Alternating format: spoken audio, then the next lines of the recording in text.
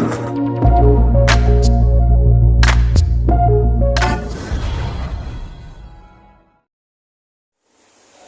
saudara Martin Bagide bahwa mereka telah menerima SPDP. Banyak wartawan yang tanya, bagaimana reaksi Fadel? Maka jawabannya, reaksi Fadel sebagai anak muda, sebagai orang yang barangkali belum begitu matang, jawabannya dia sedikit berontak. Berontak dalam pengertian apa? Dia langsung video call saya. Bahkan ketika kami rapat Zoom, via Zoom, karena saya sedang berada di luar kota, beliau mengatakan kepada saya, Om, saya bersumpah, saya tidak melakukan apa yang dituduhkan. Tapi kenapa bisa naik sidik? Saya jelaskan, naik sidik itu penyidik sudah memiliki 2 alat bukti terkait laporan NM.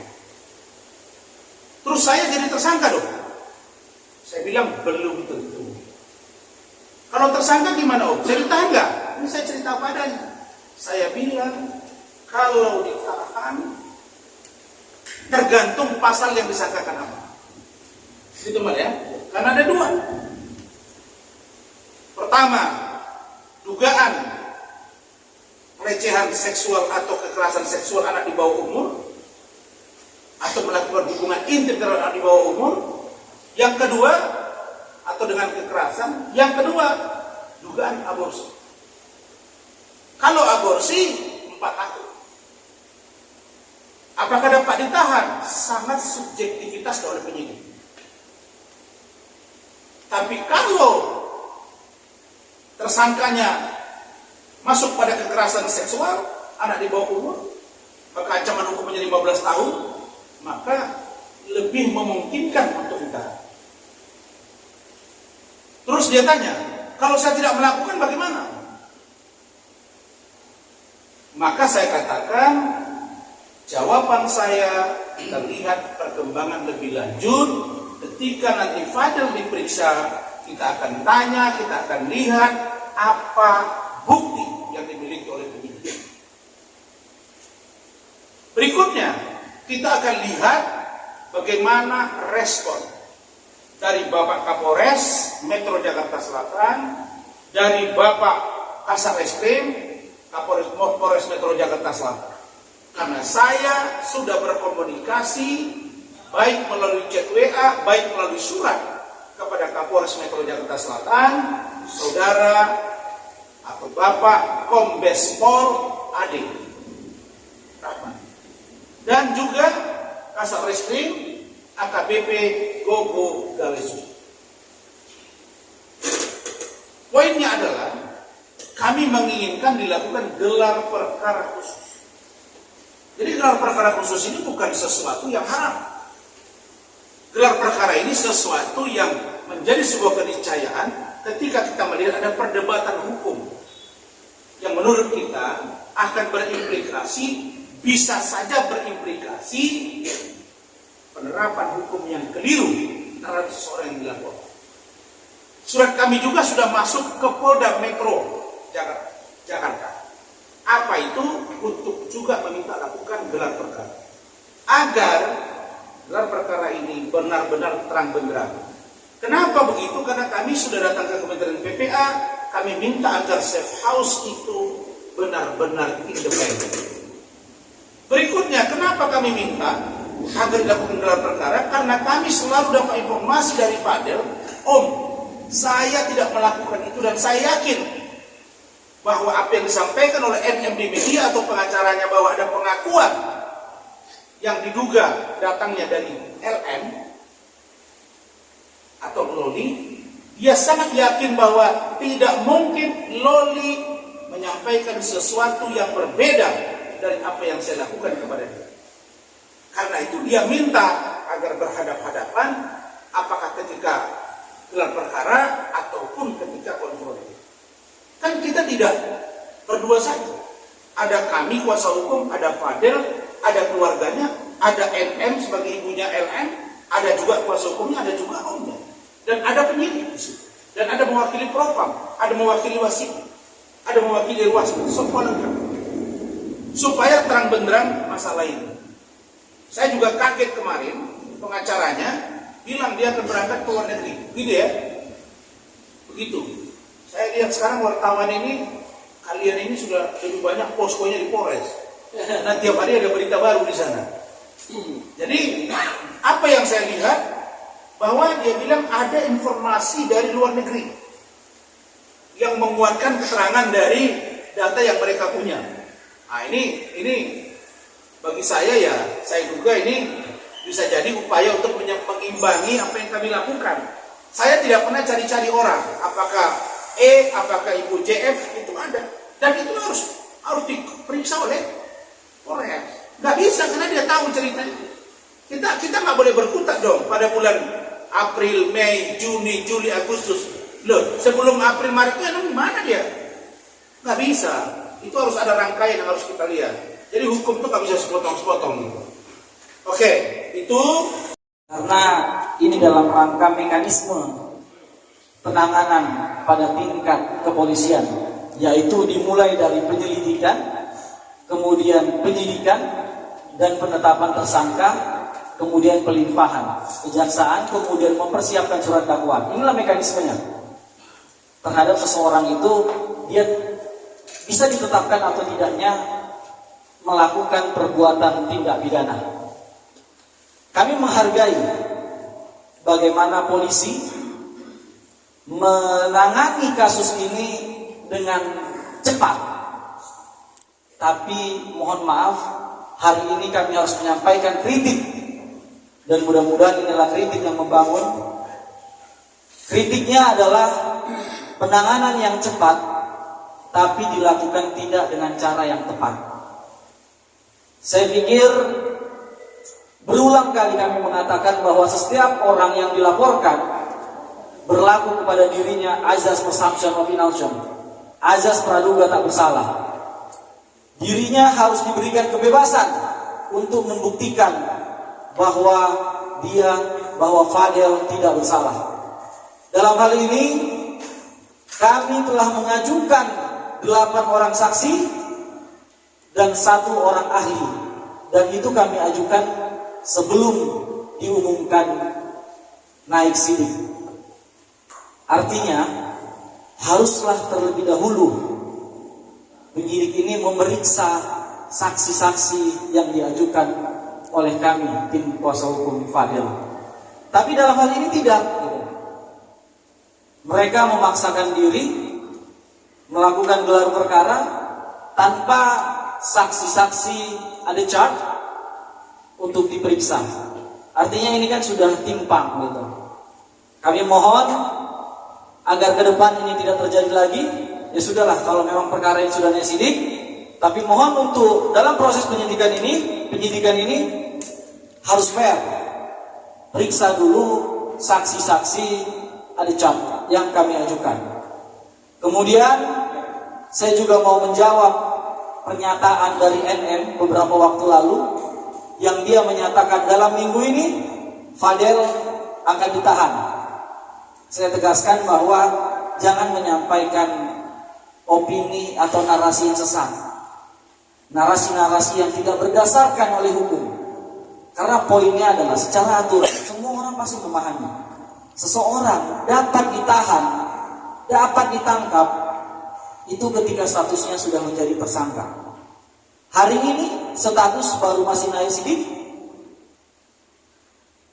tidak boleh ada penahanan, penangkapan. Karena memang kalaupun nanti kami akan menerima undangan klarifikasi, status Fadel itu masih sebagai saksi, bukan tersangka. Dan kami yakin sebagai kuasa hukum dan berdasarkan keterangan-keterangan dan alat bukti yang disajikan oleh klien kami, insya Allah Fadel tidak bersalah dan atau tidak melakukan perbuatan-perbuatan yang dituduhkan kepada dirinya. Dia tidak pernah melakukan yang dituduhkan.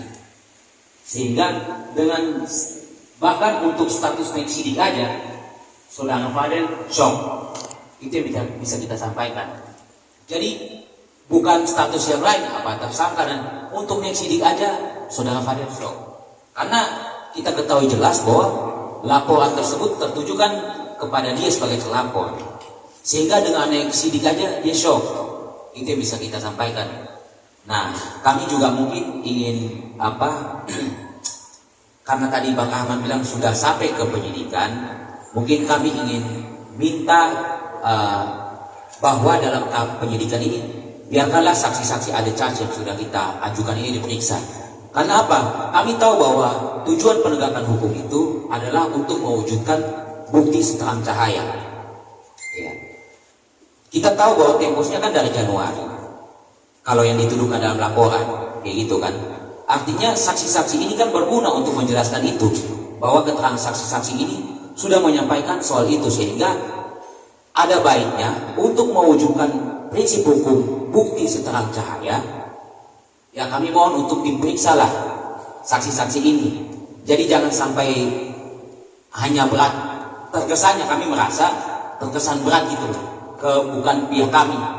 Nah, itu yang kami minta untuk ke depan dalam tahap sidik pun jangan terburu-buru dan periksa sedetail mungkin bahan materi hukumnya. Mungkin yang kayak gitu. Silakan. Untuk datang ke Polda itu dalam 1, 2, paling lama 3 hari ke depan kami akan datang. Dan ini ruang bagi kami untuk menjelaskan bahwa ada dugaan yang tidak profesional dalam penanganan ini. Itu kan ranahnya mereka di sana gitu. Dan Kementerian PPA sudah merespon, ya kenapa? Minta aja keterangan mereka bagaimana versi Kementerian PPA terhadap kasus seperti ini. Kira-kira begitu. Sama dengan posisi nanti Saudara Iklim Hakim sudah bersuara, sudah bercerita semua di kementerian, dia kan harus buka semua dan dia harus pertanggungjawabkan kata-kata di Iklim Hakim itu gitu. Kira begitu. Oke? Kalau abang merasa tidak terima gitu, Kalau abang merasa tidak terima gitu dengan yang dibilang terlalu cepat, namun tidak terungkap gitu. Apakah abang sudah berusaha menanyakan ini dengan terhadap pihak Polres Jakarta? Saya tidak punya kewenangan untuk memprotes itu langsung kepada mereka, tapi lewat statement media, statement saya itu saya teruskan, baru di bawah saya caption. Tolong dianalisa statement saya ini, Pak Kapolres, Pak Kasareskrim, Bu Nurma, saya itu adikku, dan saya panggil adik, kenapa emang kok dia yang marah? Dia nggak mau saya panggil adik. Kalau begitu, coba kalian lihat TV 2021, di situ ada NM, jadi salah satu host bersama dengan Uya Kuya. Dia panggil saya Bang Rasman, kok sekarang marah? Saya panggil adik. Janganlah, kan gara-gara urusan Fadil dengan urusan si Loli, ada benci kepada saya dong. Gitu. Oke Bang, dan respon dari pihak Kapolres sendiri seperti apa Bang dengan Saya melihat Pak Kapolres ini profesional. Dia baca tapi dia teruskan kepada yang berwenang, anak buahnya untuk direspon. Kira-kira begitu kalau pemahaman saya. Tapi di awal kita kontak WA, beliau balas. Artinya dia tahu bahwa laporan kita jalan, termasuk laporan saya. Begitu, silakan. Selain soal naik sidik, kemarin itu ada omongan kalau LM sudah kecelakaan sama Fadil beserta keluarga. Disampaikan oleh LM. Kami nggak yakin. Itu kalau kami duga itu propaganda. Saya nggak yakin. Dan sampai hari ini saya mau tunjukkan bukti kapan duduk berdua LM dengan NM. Duduk berdua, Tuhan, ya Dinda. Duduk kayak kita nih ngobrol nih. Karena faktanya, kalau faktanya sudah baik-baik mereka, enggak mesti harus di-save terus. Di rumah NM aja udah. Tapi karena LM sekarang kita duga masih bersikeras tidak mau, dibuatlah ini, dibuatlah itu. Makanya saya bilang penyidik, kemudian Pak Kasareskrim, Pak Kapolres, rekan-rekan saya, tolong jangan karena opini publik ini jadi blunder. Saya percaya ini akan sangat profesional dan kami ingin yang profesional itu. On the track profesional, bukan on the track begitu aja, enggak.